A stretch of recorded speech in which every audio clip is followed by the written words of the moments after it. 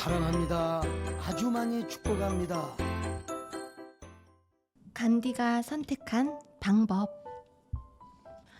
어느 날 갑자기 힘센 거인이 쳐들어와서 모두 자기 것이라고 우긴다면 기분이 어떨까? 오래전 일본이 우리나라를 자기 것이라고 우겼던 것처럼 영국은 인도를 자기 것이라고 우겼어. 간디는 그때 인도에서 태어났지. 하지만 간디는 넉넉한 집에서 어려움 없이 자랐기 때문에 뭐가 잘못된 건지 몰랐어. 그저 뱀이 무서워 집에서만 놀 정도로 겁 많은 아이일 뿐이었지. 하지만 청년이 된 간디는 달라지기 시작했어. 간디가 변호사 일을 하러 남아프리카에 갔을 때였지. 간디가 1등 칸에 타고 있었는데 차장이 다짜고짜 몰아내는 거야. 더러운 인도 사람은 화물칸으로 가! 나는 1등칸 표를 샀단 말이오.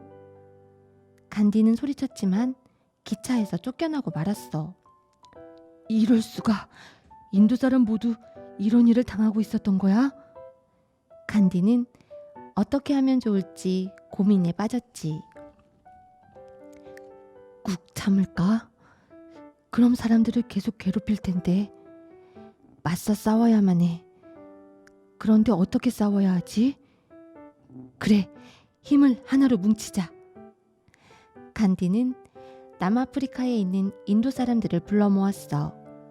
사람들 앞에 나서고 보니 다리가 후들거렸지만 용기를 냈지.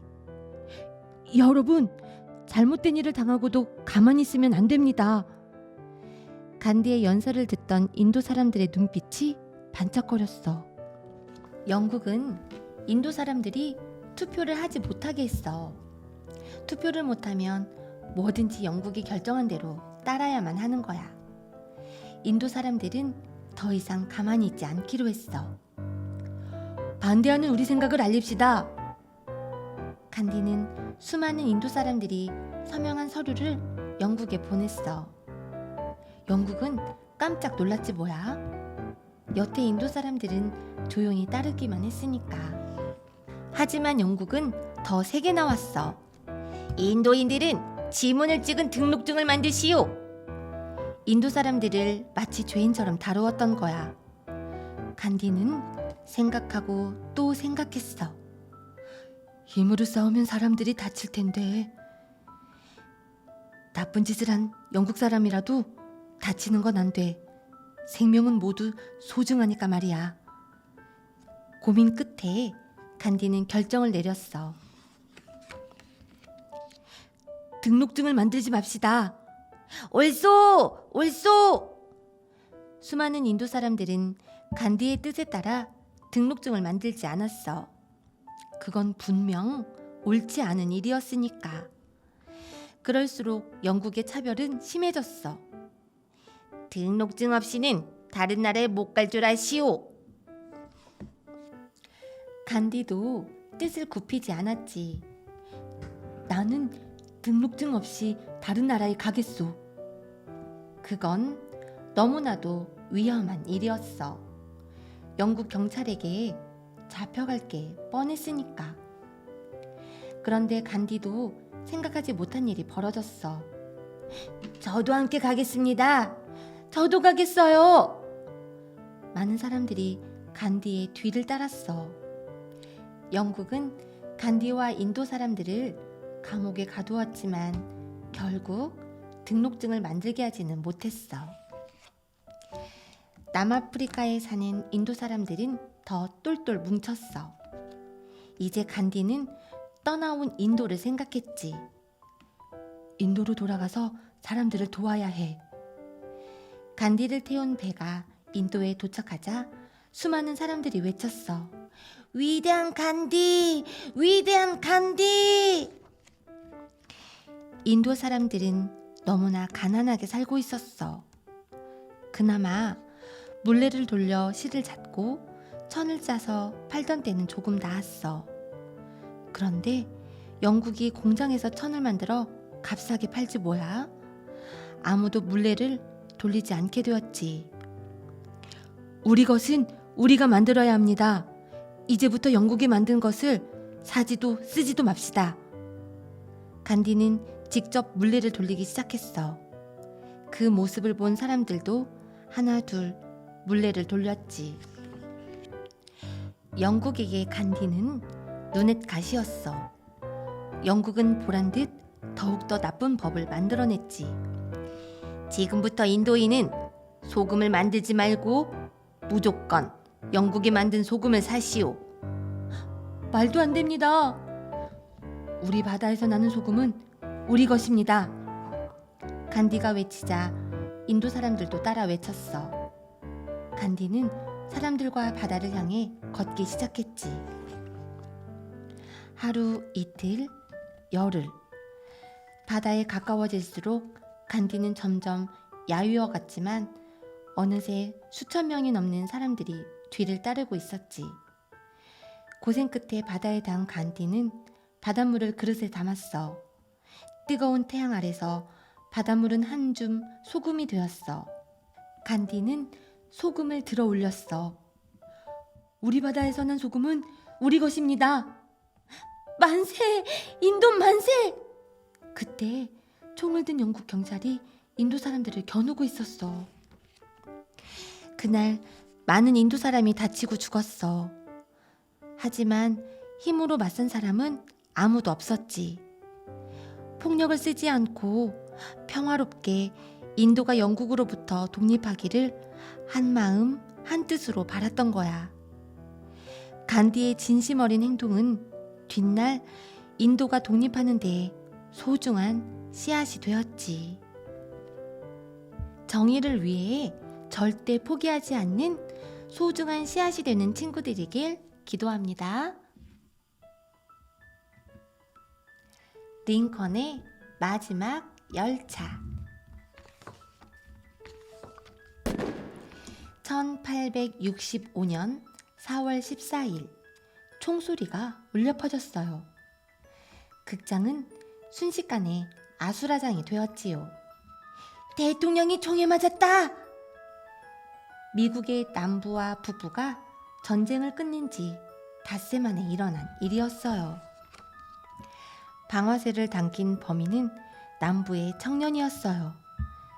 극장 안에 있던 사람들은 범인이 도망치며 외친 말을 똑똑히 기억했지요. 이것은 남부의 복수다! 의식을 잃어가던 링컨은 다음날 숨을 거두고 말았어요. 미국 사람들은 큰 슬픔에 빠졌어요.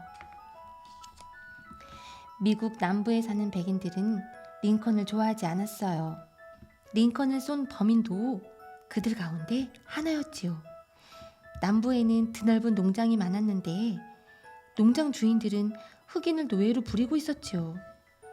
북부 사람들은 흑인에게 자유를 주자고 주장했고 링컨도 뜻을 같이 했어요. 남부 사람들은 노예 해방을 외치는 링컨이 싫었지요. 링컨의 장례식장에 수많은 사람들이 모였어요. 흑인도 백인도 한마음으로 링컨의 죽음을 슬퍼했지요. 말도 안 돼. 이건 꿈일 거야. 이제 미국을 다시 일으킬 일만 남았는데. 그 가운데 유난히 슬퍼하는 흑인 청년이 있었어요. 이제야 자유를 얻어 링컨을 보러 왔는데. 사람들이 청년의 어깨를 다독였어요. 제 어머니는 노예로 팔려고 하는 저를 막아서다가 채찍에 맞아 돌아가셨지요. 링컨이 그때 대통령이었다면 그런 일은 없었을 거예요. 청년이 조용히 눈물을 훔쳤어요. 그때 한 노인이 조용히 말했어요. 나는 노예도 아니고 북부 사람도 아니지만 링컨을 좋아했다네. 물론 처음부터 좋아했던 건 아니야. 하지만 링컨이 더글러스와 토론하는 것을 보고 흑인에 대한 내 생각이 잘못되었다는 걸 알게 되었다네. 노인은 그날을 떠올리며 말을 이었어요. 링컨의 말 한마디가 무척이나 가슴에 와닿았지. 사람들은 노인의 얘기를 듣고 고개를 끄덕였어요. 사람을 노예로 부리는 일은 없어져야 합니다. 그럼 남부의 넓은 농장에는 누가 일합니까? 흑인은 백인보다 열등합니다.